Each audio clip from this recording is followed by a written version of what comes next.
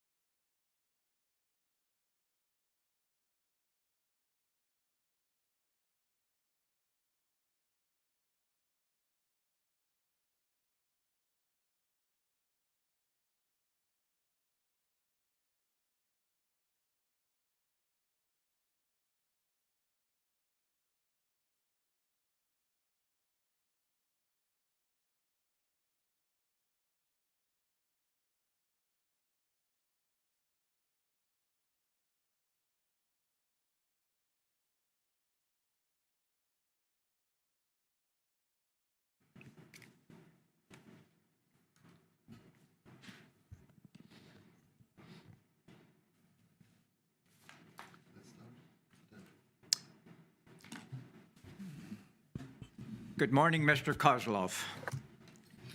Good morning. Colleagues, I'm pleased to introduce to you our next candidate. It is Andrei Kozlov.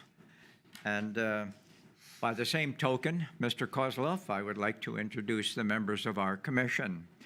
I would like to introduce firstly Robert Broekhuizen, Yevgen Mezentsev, Stephen Markman, Sergei Verlanov, and I will chair this session, Ted Zazechny. Mr. Kozlov, a few business matters, if I may. We have had occasional, thankfully not often, difficulty with technology and the connection. If we should happen to have any difficulty with our connection with you, don't worry yourself about that. We will have our staff call you and make arrangements to either restart the interview. If we are unsuccessful in restarting it, then we will reschedule the interview at a time that you are available, and we will recommence from the point that we left off. As we have said to all of the candidates, Mr. Kozlov, we hope that you will provide us with concise answers to our questions, and that will allow all of us to ask you all of the questions that we feel are relevant to your candidacy. The questioning will be led by two rapporteurs. In this particular case, your case, it will be Yevgen Mezentsev and Stephen Markman. And Stephen Markman is the lead presenter and rapporteur. And so I will turn the matter over to him. Stephen? Thank you, Judge Zazechny. And thank you, Mr. Kozlov, for your participation in this competition. We're very grateful for the participation of all people, those who we are in the process of interviewing, as well as those who are not interviewing at this time. Mr. Kozlov, I understand that you are a master of international law and a lawyer with experience of more than 18 years. I understand, too, that you are somewhat familiar with the High Qualifications Commission, that you have served on the commission from 2016 to 2019, and that you've also been a consultant to the Constitutional Commission of Ukraine during 2015 and 2016, and that you have also served in other leadership positions in the area of judicial reform. That, of course, is a subject that this commission is very interested in, and we'd like to have you take as much as 5 minutes to introduce yourself, to share what you think is important in your background, and to give us further guidance on the nature of your motivation for participation. Thank you, Mr. Kozlov. Please go.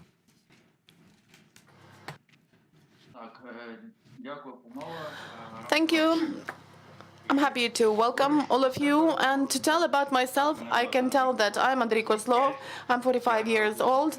I was born in Kyiv, the same as my parents and all my ancestors. I studied in one of the best physical mathematical schools of Ukraine, and though I was not the best student there, but I was always prone to deal with engineering activities. I graduated from the Institute of International Relations in the international law specialty, and later, and even during the last 2 years of my studies, I worked at one of the best law firms, Kozlov Partners. It was actually the first law firm in the market. I worked there for 8 years, and then I decided that I would need to continue doing some of the things myself on my own, at least not to overload the firm. I worked first with Kozlov Partners, and during that time I got several practices for which I was most famous. In particular, this was the practice related to air accidents. And the first case I considered like that was at my age of 20, and then it was the case related to 2154. It was later with the ministry. And this experience was really relevant for me because you know that this is a very complicated but very interesting topic. And you have to really work hard to get ready for considering such cases. Within this experience, you come to understand different practices, different phenomena in depth.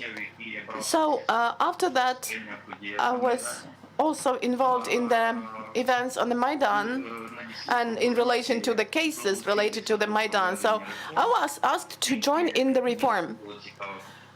And I had always been interested in constitutional law, comparative law, court law.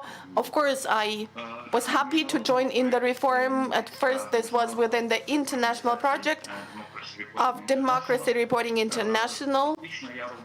And in fact, I was the leader of this project, but they came to Ukraine and they were trying to find the ways of providing assistance in the process launched. For some months, I was the head of the Ukrainian office, and when it was a startup in a way, but after they started working rather smooth, I decided that I should focus on my work in the Constitutional Commission, where I dealt with the issues of decentralization and, of course, with the issues of the reform of the judiciary and related institutions, the way it was called back then. Then in 2016, the coalition of civil society organizations suggested that I should participate in the selection for the High Qualification Commission. So in October 2016, I won in the competition, and starting with November 2016, I was holding the position of the member of the High Qualification Commission of Judges of Ukraine, and I worked there till summer, or to be more specific, June, July 2019. And I had to stop working there a year and a half before the expiry of my term. Within the commission, I dealt with normative activity changes to the regulations and other things like that. And of course, I mainly dealt with the assessment of judges and judicial candidates during different selection procedures. For example, the qualification assessment of the incumbent judges. And I'm grateful to this selection commission because now I have a chance to be on that side, on the other side, in the role of the person who is under assessment and not the person who is making the assessment. And I think that I've gained quite an experience in this field. I cannot think that my effort was never futile. I mean that I always saw the results I would like to see. But my motivation is primarily that the previous composition of the HQCJ made some progress. I would say that this was the progress that, as compared to the previous status of the judiciary, resulted in at least some 30% of achievements. Judges stopped boasting. Mr. Kozlov, I apologize for interrupting you, but we will get into the details, I'm sure, of your experience, role, and involvement with the HQCJ through the questions of the commission members. But I would like to move on to the next stage of our interview and invite Mr. Markman to ask questions. I should have noted at the very beginning, but let me do so now, that there is one member of the commission, Justice Ivan Mischenko, who has self-recused himself from consideration of your application. So he is not participating. So with that, I'm going to turn matters over to Judge Markman. And Stephen, if you would begin. Thank you again, Judge, and thank you again, Mr. Kozlov. The questions I have for you are very obvious and very simple, but to me they're as important as any questions that I've asked. And you've begun already to answer some of those questions, but I'd like to ask you to develop them a little bit further. The first question is, what will you do differently if you are appointed to the High Qualification Commission? And secondly, what have you learned? Let me begin with the first question. What will you do differently if you're appointed to the High Qualification Commission, Mr. Kozlov?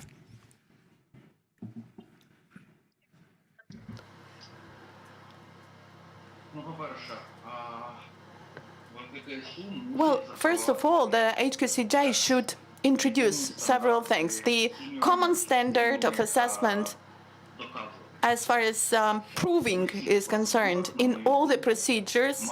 I think that there should be the principle of well-grounded doubt and not beyond any reasonable doubt. Because, you know, we have had different approaches to that. Secondly, I would probably pay more attention to psychological opinions that we get. In particular, the level of IQ and the level of general skills and abilities. This is also important as for me.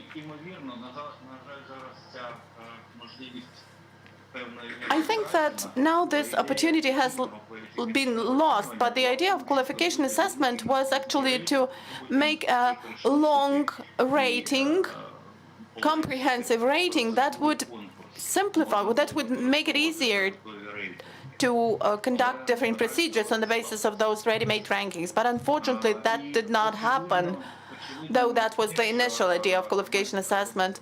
And also, Public Integrity Council should become the friend of the Commission and not a kind of an evil prosecutor who is trying just to give some negative opinions and not to help. The Public Integrity Council should be our faithful hand in all those procedures, and there should be no competition between the Commission and the Public Integrity Council.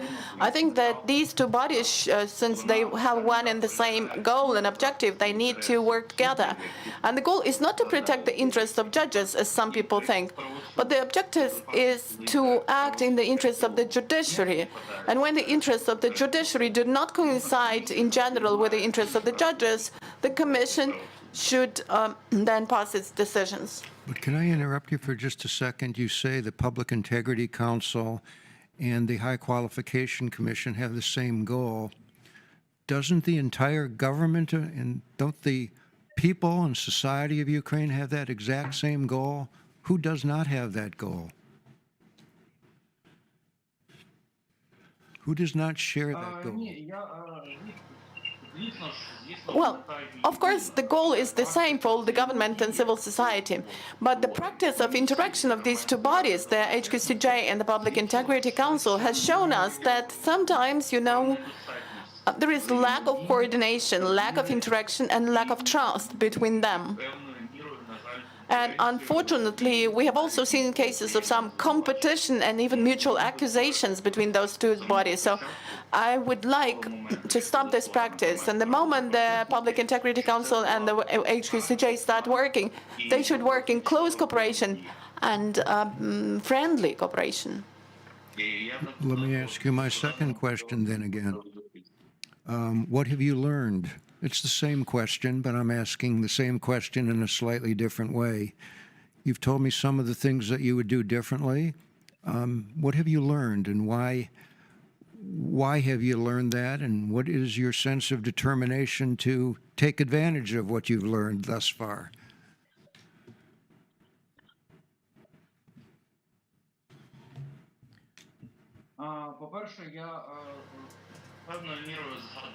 Well, first of all, to a certain extent, I refreshed in my memory and I developed the skills of working with statistical information. This is important. These are not just figures and numbers.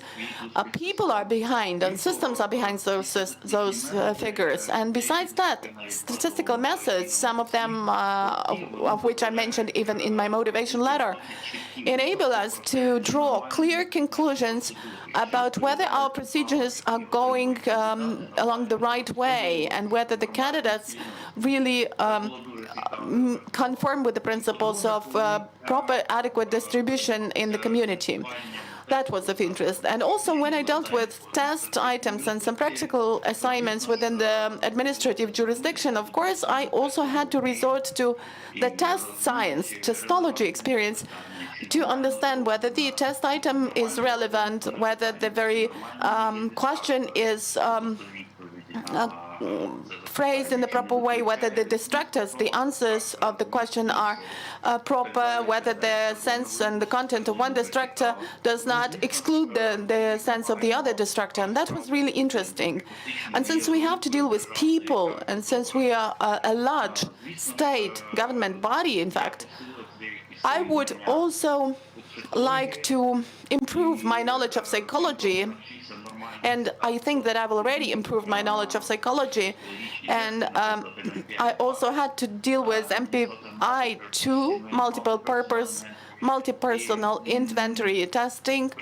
And I think that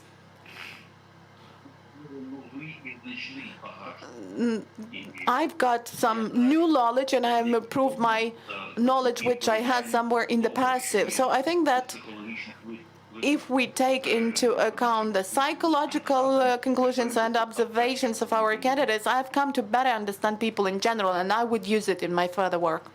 Let me ask you one final question. I'm sorry to interrupt, but if I could still add. Okay. Oh, please go on then. I would also like to tell that, and that will be of interest for other candidates.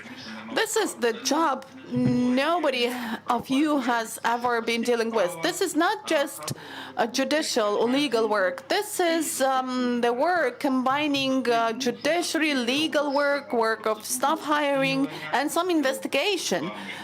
And you're also doing the vetting, you are making this assessment. That's why you need to vet the candidates through tests and through a lot of other work, and you need to look for the information in different registries, including foreign registries in other countries. So that is a comprehensive field of work, and it makes you keep a lot of information, different facts in your mind, combine them into the system, and reach a conclusion. Well, Mr. Kozlov, you anticipated my final question, and that is, you have been a participant in this process for a year now, and you have seen the questions that we've directed at you and the requirements that we've imposed, and you're somewhat aware, I would think, of the background investigations that we've done. We're not completed with the process yet. Of course, there's this interview, and there'll be further investigations and analyses. But are we going in the right direction? Is this a good introduction to the placement of the best on the High Qualification Commission? Are we doing well? Are we overlooking something? Is there some critique you'd like to share? You're an honest and a direct man, I understand. Is there more that we can be doing, or are we doing a reasonably good job in trying to enhance this process and to promote judicial reform in your country?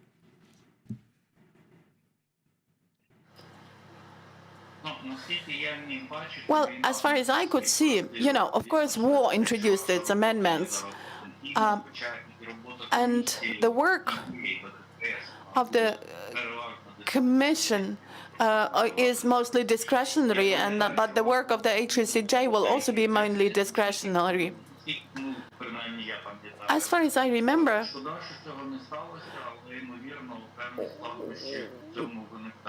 well, I'm sorry, but there was some technical problem. I didn't hear the word. So it seems to me that, at least as far as my file is concerned, you've got a lot of information that and a lot of procedures that we had while working in the HQCJ. The only thing would probably be if NABU provided information to you on the relatives and people close to our candidates, because the situations may be rather interesting there, in particular as far as relatives are concerned. Because, people normally try to give their estate, illegal estate, to not close relatives, but more distant relatives. So probably if NABU could provide you some information about the more distant relatives of our candidates, you could work with them better. But otherwise, I don't see any other problem. I think that you're working in the right direction, and it's good that you have selected a specific number of people for the interview, that you just knew that you would have 64 people for the interview, and this kind of facilitated your work. I think that the HQCJ will also have a chance to tell exact number of people they need for a certain period of time, because that facilitates and quickens, accelerates the procedure. I do think that you and the people of Ukraine can be assured that we are looking at the kind of backgrounds that you're talking about pretty thoroughly. But thank you very much, Mr. Kozlov. Let me turn the questioning over to my colleague, my fellow rapporteur, Judge Mezentsev.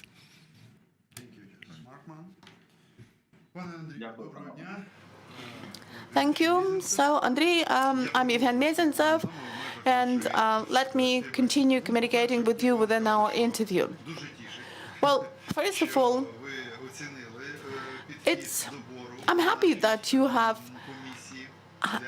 given the highest appreciation of the work of our selection commission, and I'm also pleased that the people who used to be members of the HQCJ of the previous composition still participate in this selection procedure, so a certain time bridge could be built between what we used to have and what we have now. And of course, the experience developed over years in the previous compositions is quite an asset. But now let me stress several aspects of your CV we have not yet touched upon, and I think that this is really necessary for the wide public and for better perception of you as a person and as a candidate. So Andrii is an attorney at law, and for quite a period of time he worked in a well-known law firm, Vasilkisil & Partners, which is one of the most powerful law firms in Ukraine. We should note this. You have graduated from the Institute of International Relations named after Taras Shevchenko. According to our calculations, currently you have the experience of 18 years of working in the law field, which is absolutely enough to meet the requirements of the law for this position, and you have a certificate of the command of the Ukrainian language. This is free command. The certificate is of the second degree. It was obtained on the 27th of August. And as Mr. Markman has mentioned, we already know the places of your work. Besides that, you work in the selective commission related to the selection of the director of the State Investigative Bureau. You have been given reference letters by the European Court of Human Rights justices, which also points to the high level of your training. And another reference letter was given by the former General Colonel, the commander of the Air Defense Forces of Ukraine. So we will still focus on that issue later. So taking into account this fact, you indicated in your motivation letter that for you, for a person who has gone through this path of being a member of the HQCJ, but who had to complete this work before the time expired, this situation is perceived as the debt to the state, which you have not yet paid, and uncompleted work for yourself. alien observers and we need to clearly understand what the reasons for you leaving the HQCJ in 2019 were. But with this in view, I would ask you to provide some information on this situation, or at least please share your vision of the situation. Thank you for the question. In 2019, starting with February, well, there were some attacks on the Commission. We could put it in such words. Not on specific members, but on the Commission in general. Later, at the end of 2019,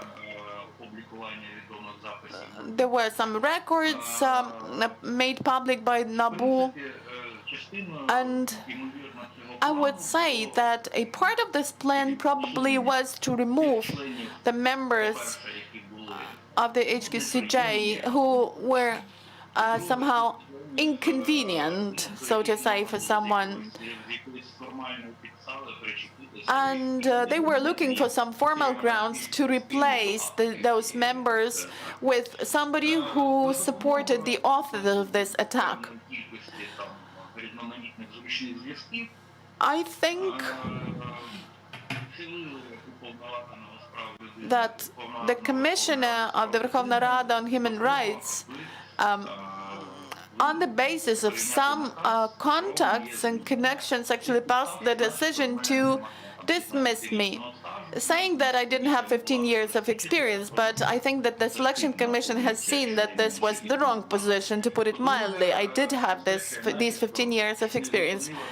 And also, they said, they claimed that I had not stopped my activity as the attorney at law, though it was not true, because there is a opinion saying that I actually had stopped this activity.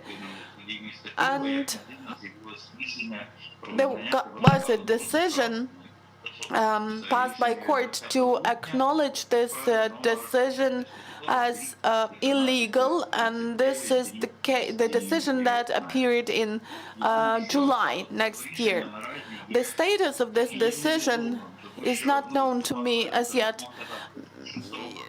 Mr. Messensev, you know that the limitation of action starts when the decision is given to the parties, but the parties were given this decision at the beginning of November. But for example, on the 17th of November, both the parties and the Commissioner claimed that they didn't get the decision as yet. And then there was liquidation of the appellate court, and now I don't know even where this case is and what the status of this decision is. Yes, it's clear. But at least we do have this decision in the registry, and I could give you some reference. No, that is not the key point now. After 2019, when you were dismissed from the HQCJ, following the materials you have provided, following your autobiography, you have not been doing any professional activity in any field. You have not been employed. Is it true?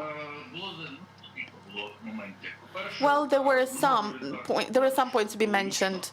You know, to tell the truth, as of summer 2019, I was psychologically exhausted, not only because of the dismissal, but there were some other events that happened at that time. Secondly, I wanted to get back, to tell the truth, and that's why I didn't want to somehow tie myself with some long-term commitments. I didn't want to start working for any subject of the legal market, because this would mean commitments for a long period of time, and I still wanted to get back to the Commission. And thirdly, there were some short-term contracts which had something to do with what I had been doing before. For example, there is a mention of the Embassy of the US. One of their units was helping the State Customs Service in the development of the system of reattestation and reassessment of customs officers, and I helped them with this. Also, the contract with the OSCE is mentioned, and there we dealt with the issues of specialized courts both the ones currently available and the ones that were expected to be established, like the Specialized Court on Protection of Competition of High Investment Court. So there was a large section related to assessment of judges and the criteria for the selection procedure, their implementation of the procedure of introduction of the so-called general attorneys, general lawyers. I think that this experience was also relevant, and it kind of enriched me in terms of my professional knowledge. And I also had some short-term private contracts with my alma mater, Vasil Kisilian Partners, because they lacked expertise in relation to the law on the status of judges and the judiciary. Thank you. You know why we are asking? We cannot but be concerned about your property cases, property issues, as for any other candidate. And while assessing the model of your property behavior, we have seen some untypical elements which are not like property behavior of other candidates. In particular, we were concerned whether the money you're living for since the period of 2019. And besides that, we have mentioned that we have seen that you have been using cryptocurrency, and discussing this issue, the Commission decided that this is a rather risky venture because volatility of cryptocurrency is rather high at the moment, and it's difficult to make any predictions concerning the exchange rate.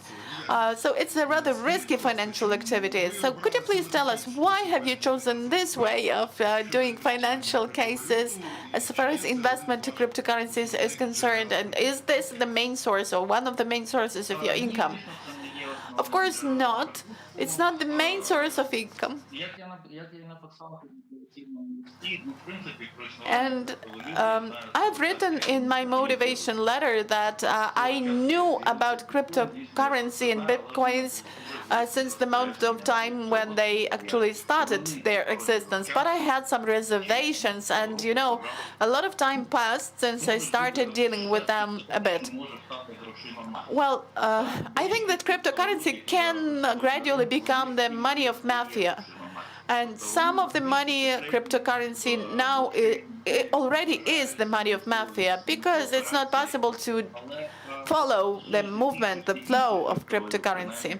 But as far as some other systems of cryptocurrencies, well, let's not mention the names because it would be kind of advertising. This is a separate market. Let's not move it upwards or vice versa. Okay, but in fact, everything is rather open. The exchanges require from their clients KYC or full verification. And it's possible to detect all the operations taken.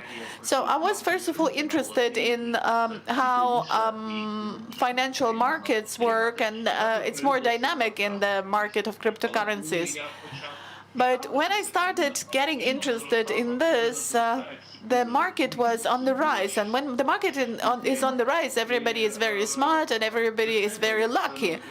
But since I'm the former member of the HQCJ, and since I had to deal with the process of assessment, even this experience was important for me, because I saw that all the people whom I saw started saying that the source of their income was the cryptocurrencies bought in time. But now I know what could be the ways of getting some passive income, how different cryptocurrencies can behave in the different stages of market development. So I have this view from the inside, and I can know what is true and what is not true here. And Mr. Nakamoto presented to me 100,000 crypto coins when they were issued. If somebody says this about Mr. Nakamoto, well, it would be rather controversial information for me. I would not believe it. All right, Andrii, the Commission has also paid attention to a possibly risky financial operation when we were discussing the sales of your collection of coins. Why probably risky? Because as a person collecting some small coins in childhood, I can tell you that every coin's value depends on the year of publication, the metal it is made of, and a lot of other things. And the value of every coin is different, and it's very difficult to assess both the initial and the sales value of the coin. It's very risky, and this market is volatile, the same as the market of cryptocurrencies. You mentioned that you have sold the collection of silver coins. You got some proceeds. Please explain the circumstances of the development, of the creation of this collection and its sales, if you're kind enough, please. Well, as a child, I also used to collect small coins, and I do believe that I still have that collection from back in the day. That's one thing. And when the financial crisis started, I thought it would be interesting to go back to collecting, and at the time I was making good money. In between 2006 and 2009, my overall income was some 1.5 million hryvnia, so economically speaking it was a good period in our history, and I started collecting these coins, and there were two reasons for doing that. I had two collections actually. I already sold one of them, commemorative coins, and the second collection was more historical. I wanted to have the coins from all of our neighbors in Eastern Europe. And I have always declared this collection, indicating the prices according to Hausa catalog, World's Coins. Yes, indeed, there were different sources of income used to buy the coins. Some of them were bought via eBay, and I still have notices for buying these coins at the auctions. On Friday, I sent you an explanation with regards to the sales of the collection, and plus the confirming documents from Violity auction, and you will be able to see all the information about a specific coin. You will be able to see the pictures. There is also my description of the coin with any faults, so that the potential customer is not disappointed should they want to buy it. Well, it's not about the volatility, about having collections of coins. It's about the drawbacks of our legislation, because tax is collected should you sell your collection.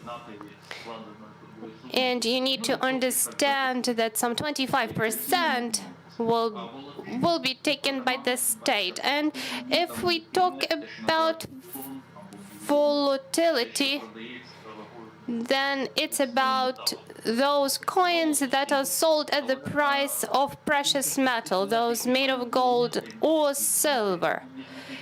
Some of the coins were collected not for investment purposes. I had a different intention while starting collecting those coins. So I see that as a person interested in this topic, you can deliver for our lecture on coins and collections. I can tell you about one single coin for 4 hours, but let's not get carried away. Let's not forget why we're here today. Let us proceed to a complicated, but maybe not so complicated, issues of political neutrality. So, let's apply this notion to your previous activities. So, you have mentioned, even throughout this interview, that In 2013, 2014, you were an active member of the civil sector of the Euromaidan. How did your involvement in the political life of Ukraine, how active is it at the moment? What are your political views? Or is it just a question of political interest, taking interest in politics as we are all interested in it? Or were you doing some political agitation? Were you a member of any party? Were you participating in any types of elections? Well, the civil sector of Euromaidan was a civil coalition which appeared randomly in 2013 and 2014 after students were beaten at Maidan. There were very different people who became part of this sector, people from different walks and paths of life. I even wrote a program document. It wasn't any political statement, it was just a program for transformation. I think I even referenced this document in my motivational letter because I even had a section on judiciary reform in that document. And some of the things were even implemented as far as assessment and ratings are concerned. I believe it was important and interesting to take to the streets at that time to protect my own liberty and safety and that of the other people of Ukraine. I'm not saying that it was politics. So the events taking place during Euromaidan may be interesting for an outsider. Maybe you could explain to us what the civil sector of Euromaidan was doing, because that's not something that everybody is aware of. Well, we helped accommodating people who arrived in Kyiv. We helped with finding food. And also we discussed some highbrow ideas about the future of Ukraine, because if we want change, we need to have an idea of what kind of change we are talking about. So those were different kinds of activities. We also had some physical clashes with police even, but yes, thank you. Your answer is clear. So this is my final question in the first round. It has to do with your reference letters. So there are reference letters from judges of the European Court for Human Rights, former judges. They are quite neutral and positive. But at the same time, we have this reference letter from Volodymyr Tkachov, a candidate of military sciences and Colonel General. He is retired. And this letter drew the attention of the Commission, because it's not that often that we receive reference letters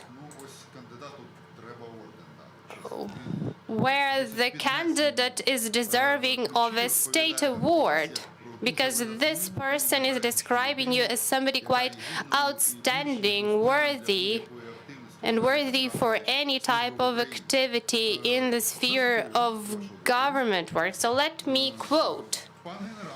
So the general is saying that as a result of your beneficial work, including that action that you took in the participation in the case of the airplane 2154, so you helped eliminate even the potential for creating joint defense between Ukraine, Russia, and Belarus. And under current circumstances, this would have resulted in Russia being advantageous. So, what was your active role in prevention of those attempts to create joint air defense system? This is not in any way explicated in this letter, so could you please explain what it means? So if we simplify this, Russia said that Ukraine had some strong air defense systems, but they told us that we didn't know how to actually shoot, how to actually use the system. They said we didn't have training fields. There was this training field, so-called B1 training field near Kyiv, which was rented. So Russia said that we shouldn't be trying to separate ourselves from them. They invited us to get back into the family, to use their training fields, to train our soldiers. And that air crash with the plane, according to Russia, meant that our qualifications were not sufficient enough. They practically said that we didn't know how to shoot, that's why we needed to have the joint defense system. And we can now see who is able to shoot and who cannot do that. So the idea was to have a joint air defense system and select very interesting people to manage this system. And I do believe that our specialists are capable enough and they were able to train an entire generation of professionals. Okay. Дякую. Sergey, you're welcome. На початку Andrii, at the beginning of our interview, you've explained to us that the previous HQCJ, a member of which you were, was able to achieve some progress by 30%. And you suggested changes that, in your opinion, are necessary in the work of HQCJ. Could you please specify, because you started talking about that 30% of progress, and you mentioned that judges stopped boasting their wealth. But then there were some follow-up questions, and you did not explain that in more detail. Could you please add a little bit to that answer of yours about the achievements of the previous HQCJ? Yes, with great pleasure. In continuation of that thought about boasting wealth, I think it was an important psychological moment. When I'm saying that judges stopped boasting wealth, I'm not saying that it's good to have this wealth, but stop boasting about it. I will say that it's just a different lens through which we are looking at the same problem. We should be looking at this illicit wealth, and we should be investigating things like that. Because if a person shows up to your interview and says that they got their income during the Soviet period and they bought dollars for 56 kopecks, well, that's something that I find hard to believe. And secondly, we had a different issue. The Commission didn't have clear red lines that could not be crossed by anyone. Of course, there were some exceptions, and people had different approaches towards one and the same issue, different interpretations of the same circumstances. Imagine that we had a family of judges, a man, a husband and a wife working for different courts. So under one competition, the husband was able to be selected for a position while the wife was not, but they are one and the same family, they share their wealth. So it seems to me this caused doubt as to the Commission being bona fide. So that was an issue. So you're talking about the principle of reasonable doubt. Has the Commission followed it? Was it followed by the Commission? Yes. On many occasions, in the majority of cases, no, not in the majority, in many cases, during interviews. Да, ви хочете сказати, що не було єдиного стандарту So you підходу. said you didn't have a uniform approach, right? Я зрозумів, Yes. пане Андрію. Yes, thank you. And we didn't have a uniform standard for searching for documents and information. It's important that everybody uses the same approach so that we can ask the inspector or the commissioner why they didn't study or review this or that fact. Thank you. Our next question. As one of the changes that you are suggesting is for the work of the Commission and for the work of PIC, as you are explaining, to be without competition, meaning that HQCJ and PIC should be friends, in simple words. So you've explained it in more detail in your motivational letter, saying that HQCJ and PIC need to agree on methodological approaches of the assessment under the criteria of integrity and professional competence on a compromise but quite rigid foundation. And you said that these principles need to be followed while we need to discuss specific individuals. I'm drawing my attention to specific individuals because I want to ask you, don't you think that an approach like that will result in difference in standards and potential lack of impartiality? How do you think? Perhaps what I meant is that specific individuals should not be even considered.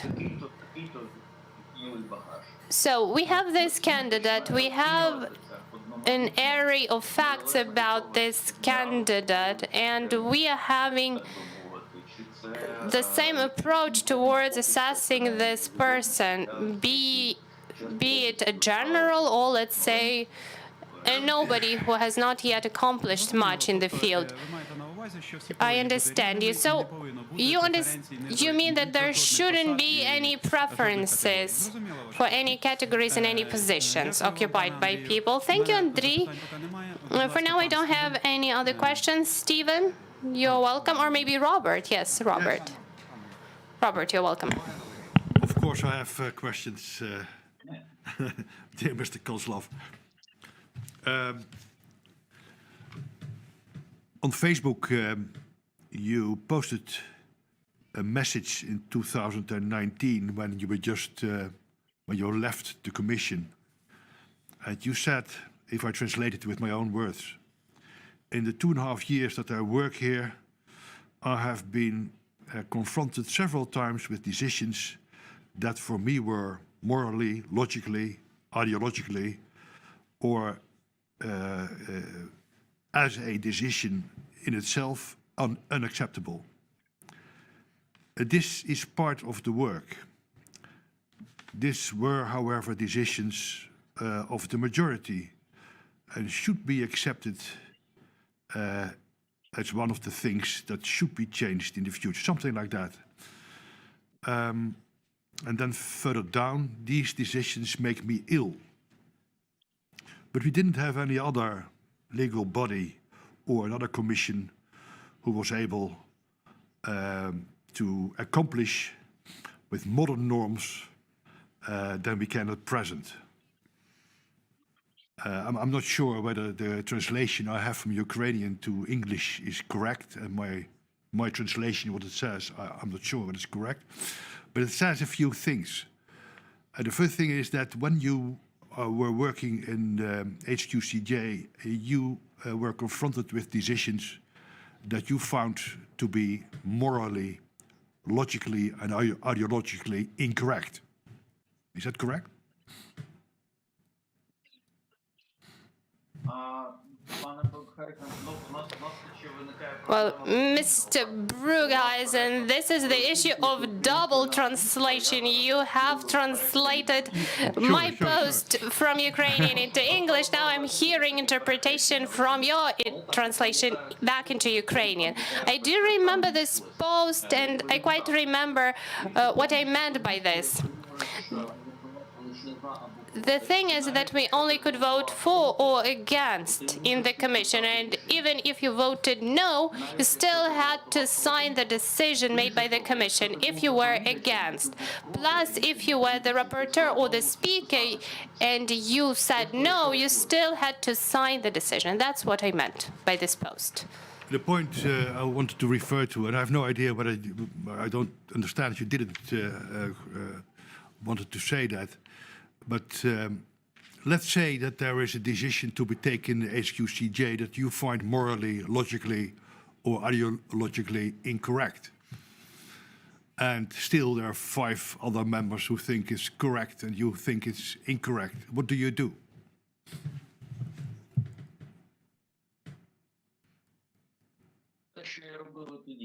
So, what I did in the past, I will express a dissenting opinion to separate myself.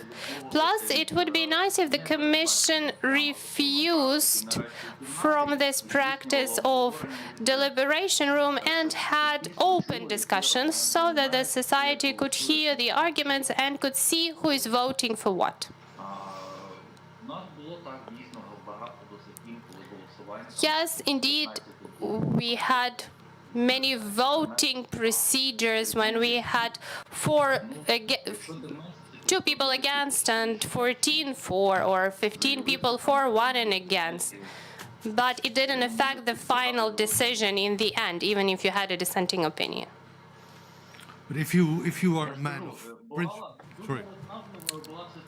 It was really exhausting when you are a rapporteur on an issue and your decision was not accepted in the right way and people voted against your opinion, and you don't understand the logics behind such voting. And it's not that you don't understand their logics, but it's unacceptable for you. But unlike the practice that you have in the court, you as a rapporteur have to write the decision on behalf of those who have voted against your opinion. So this is a contradiction that we need to deal with. Maybe another rapporteur should write the decision then.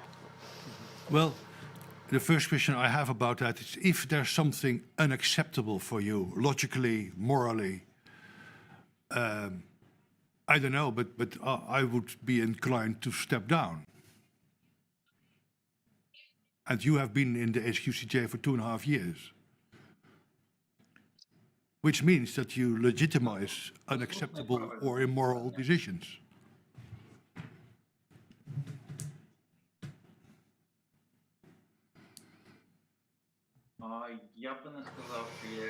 I wouldn't say that I legitimized those decisions because I could criticize them.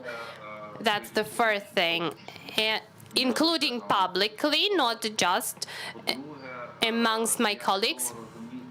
And secondly, I understood that at least in my presence, candidate judges were asked the majority of questions that were supposed to be asked, and the majority of aspects of their life were studied. And those questions would not have been asked if I was not present as a member of the Commission. So we can clearly see that after I left, a specific category of questions just disappeared. And finally, you don't always lose in those debates. Sometimes you are able to persuade your colleagues. And if you are able to win in 10 or 15% of situations, that's already a victory. And we shouldn't also forget that if you leave, somebody else takes your place. And yes, indeed, when I left, there was a new person who filled in my position, and I thought that me leaving would in general be worse for the system. If I were to be replaced by some other people, if I knew that it would be somebody who shared my views, who shared my experience, then it would have been fine. But the situation was a little bit different. Well, In 2018, I already had this idea to leave, but we had this selection for the High Anti-Corruption Court. And taking into consideration that the PIC and the international experts probably who could influence the commission in a stronger way. So I decided to stay, to make a difference. Okay. You also say in this that those decisions makes you ill. Maybe that's again a bad translation, but that's what I read here. What I'm wondering about is whether, if this is your past, whether it is then a good idea to go back to what it was.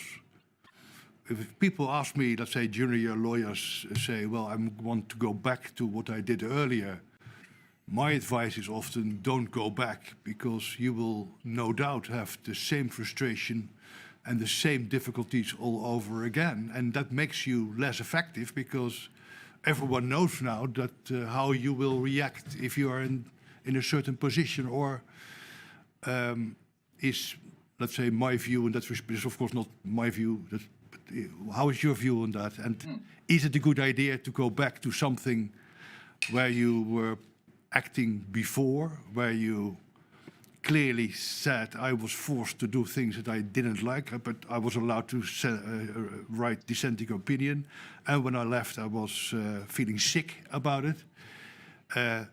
Is it then a good idea to go back?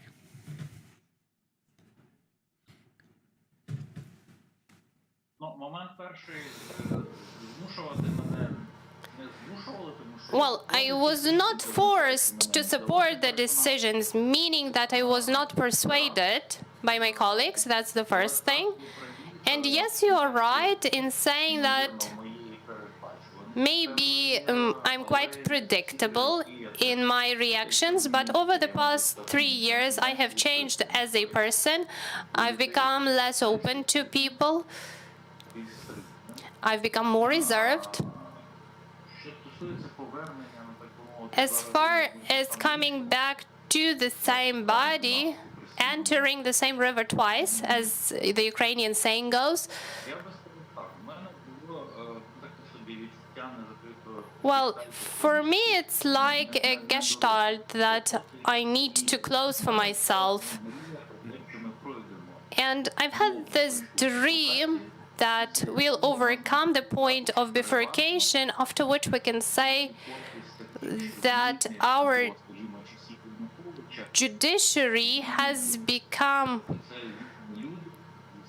full of independent judges who have their own opinion, who cannot be influenced by anyone. So we cannot go back to the Yanukovych times. The competitions that we used to have for the Commission did not have clear-cut criteria. There was no clear understanding about what candidates we were looking for. And some candidates were an enigma for me, for instance. And some of the commissioners were selected by the Congress of Judges, but it's about politics inside the judiciary. These are electoral campaigns, populism, promises, etc., etc. The system that we are having at the moment, and with your help, we can hope that the HQCJ will be different, qualitatively different. And if you're asking me why I applied for this selection, it's because I have this hope, and I hope that you will elect 32 candidates, out of which it will be difficult to choose the 16 best of the best. So that's the approach that I'm having. I'm quite sure that you have been following our interviews that we have done over the last week, because you seem to be quite interested in the work we are doing. And I just heard you saying something about illicit wealth, which I translated with my own word, that's illegal wealth. You have a principle, of course, you will know that in certain Western countries, for instance, in the Netherlands and in the UK and other countries, that is the criminality of unexplained wealth. What's your views about those principles?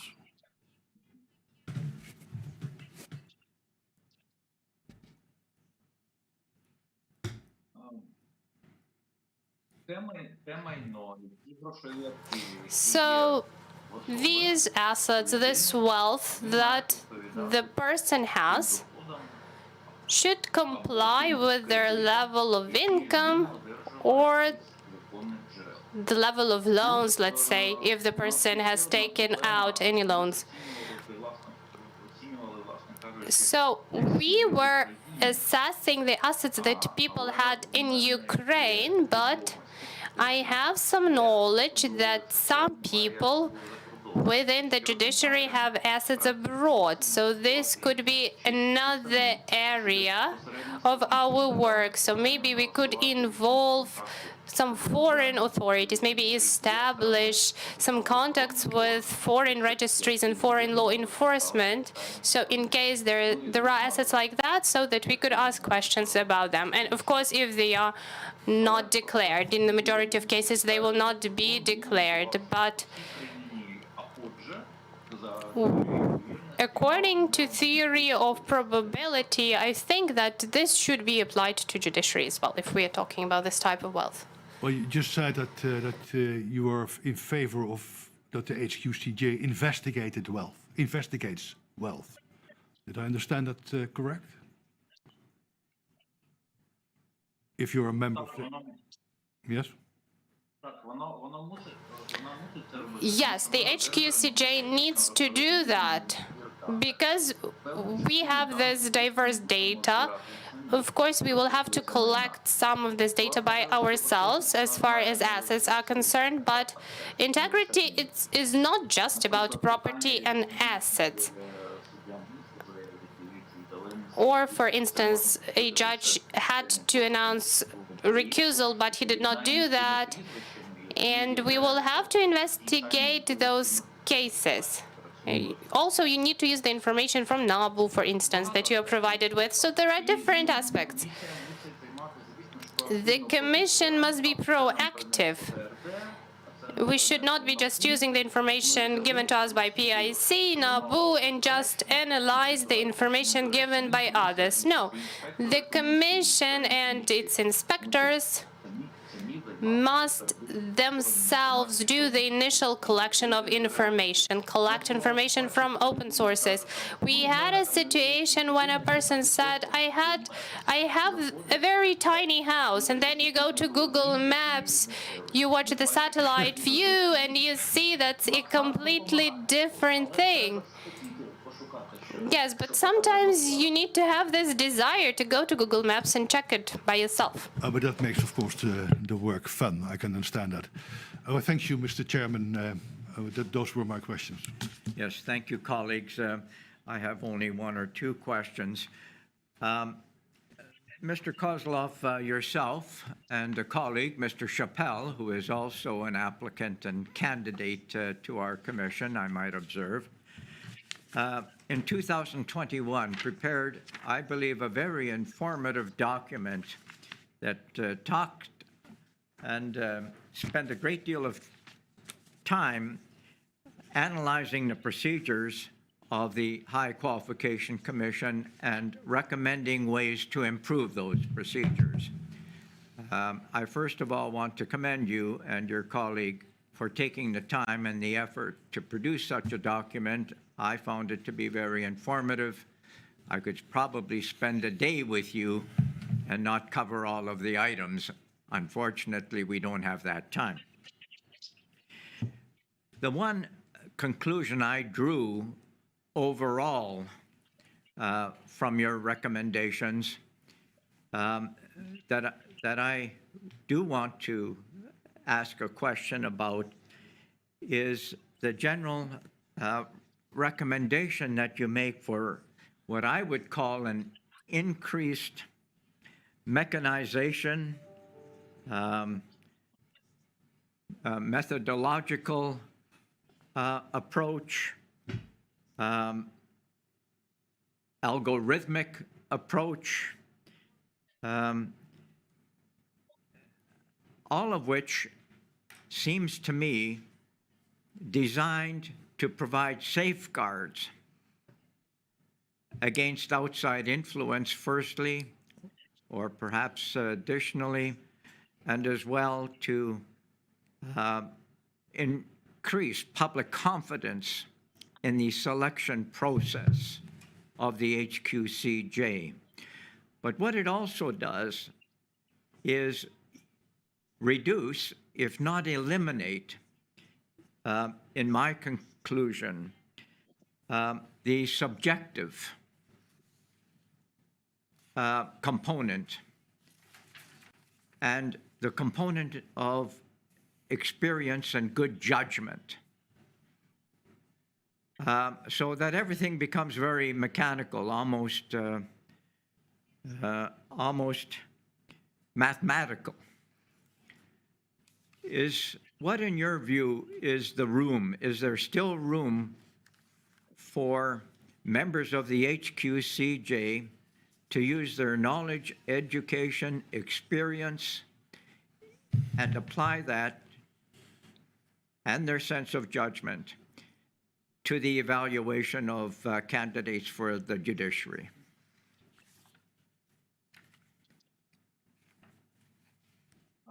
Пане суддя Зажечний, я Judge Zazhechny, if I may, I would like to ask for 2 minutes for me to give you an explanation of my previous experience. So I had this interesting client, International Gymnastics Federation.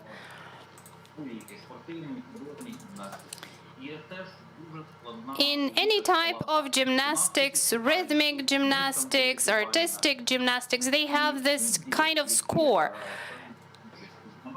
And the judges who are to score the athletes are representatives of different types of sports. They are former Olympians.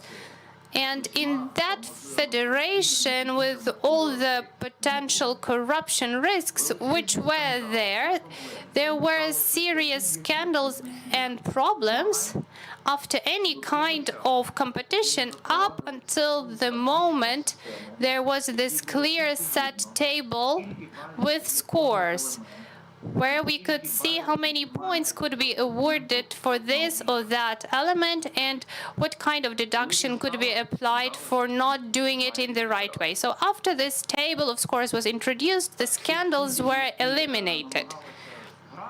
And those judges of the competition who wanted to do something about the table, they were stripped of their right to be judges. I think that we are in the same situation.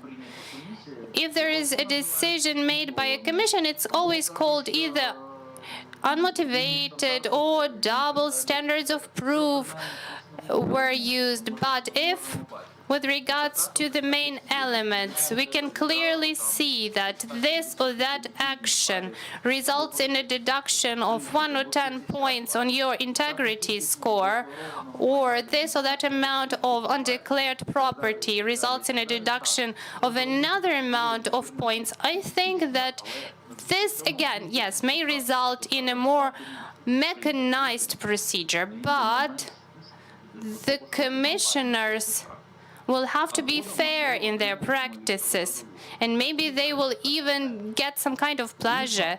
The procedure will become rewarding for them. Of course, there should be some subjective opinion that the commissioners need to be able to exercise. I'm not talking about deductions only. Those may be some awards that a commissioner could apply. So a commissioner may see that sometimes a person did something wrong, but it's not too critical. The situation may be different. But if a person did something wrong here, but in a different component they are quite outstanding, maybe we could combine these two elements and even add some additional points so that a person gets the qualification score and moves forward in the competition. Or maybe not, I don't know. But of course, the element of subjectivity will always be present. But I think that the scale of assessment should be very clear-cut. And if we use this table of scores, it will be easier for the Commission should their decision be appealed, because then nobody can say that the Commission was too subjective in making their opinion. Because you can always show this table of scores, you can show the assets that were not declared or the assets that were concealed, and then you can explain your decision. I think it will be easier for the Commission this way, for all of us. Thank you for And your, it will be also easier for the judges.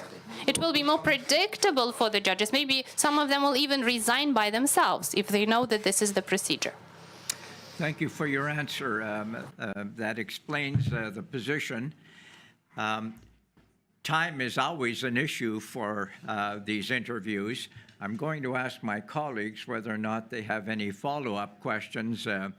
Sometimes we have a second round, but very often the commissioners ask all of their questions in the first round. So, colleagues, anyone have any further or other questions? Yes, Justice, I have some.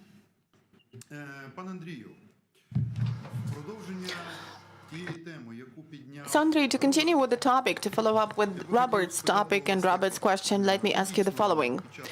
Really, while working in the HQCJ in its previous composition, you had quite a number of dissenting opinions on the decisions passed in relation to the specific area of responsibility of the HQCJ.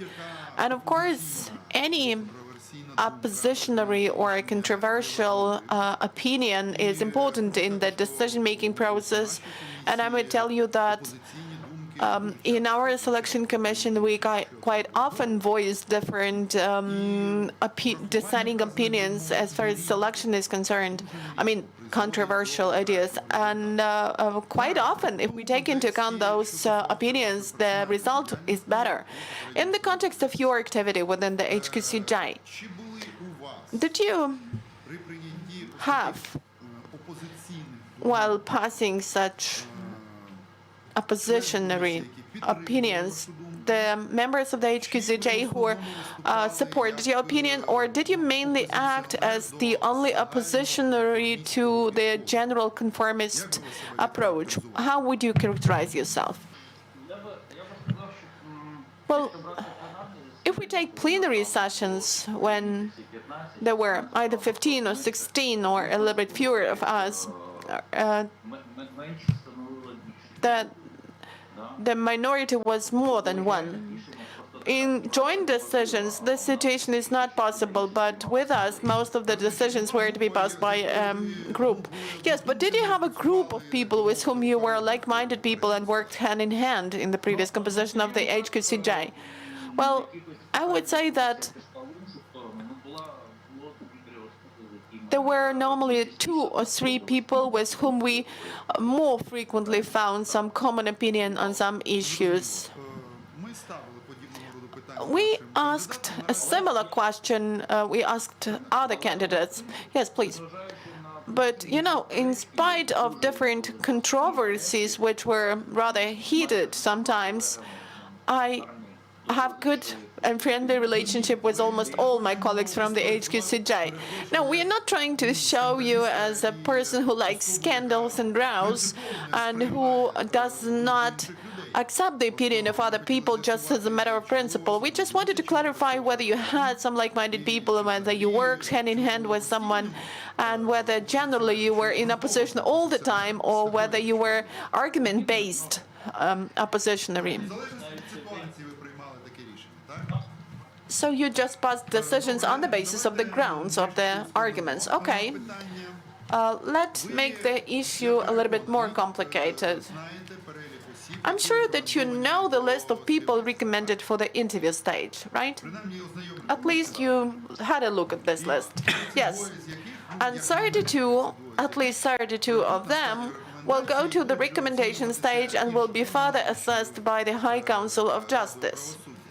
Скажіть, ось з цього списку, Out of this list, з ким би вам who було are the people you would find it interesting and comfortable to work with in the new composition of the HQCJ should you be appointed? Just one or two candidates out of this list belonging to lawyers and two candidates belonging to judges.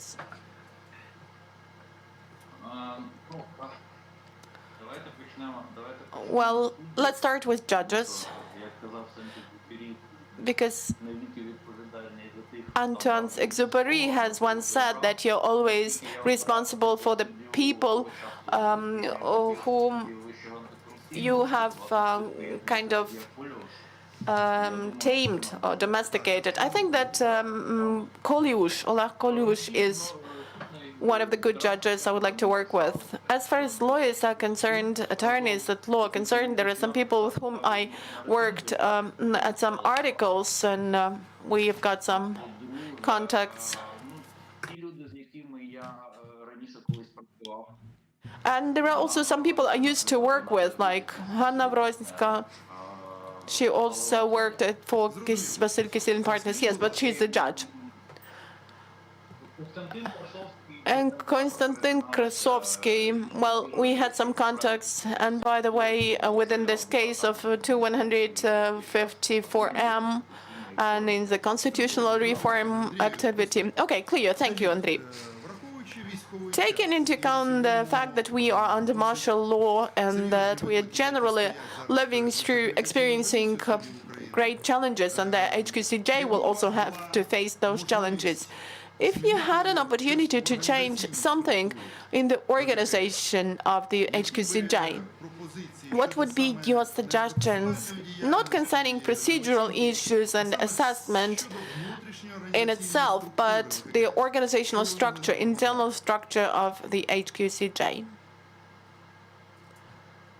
ну, у нас, в принципі, найголовніше завжди був департамент суддівської We used to have the Department of Judicial Career.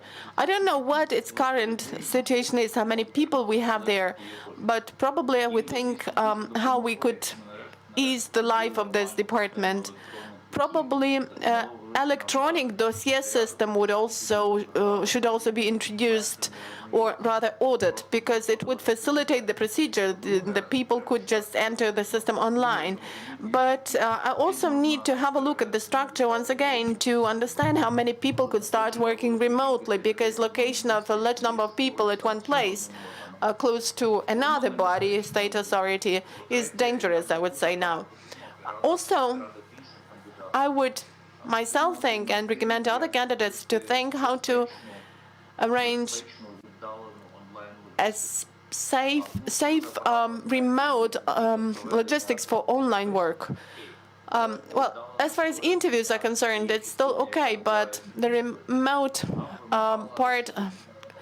the remote passing of the exams, well, would require application of different methods, deepfake technologies and club support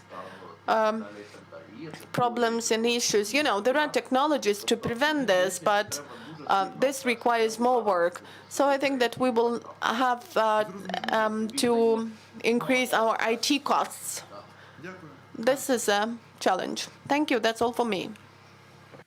All right, Mr. Kozlov, you will be aware, and you've been informed, that we give the last word to a candidate. And in 2 minutes thereabouts, we would ask you to summarize your position, any matters that you have not dealt with, and any other comments that you wish the commissioners to have.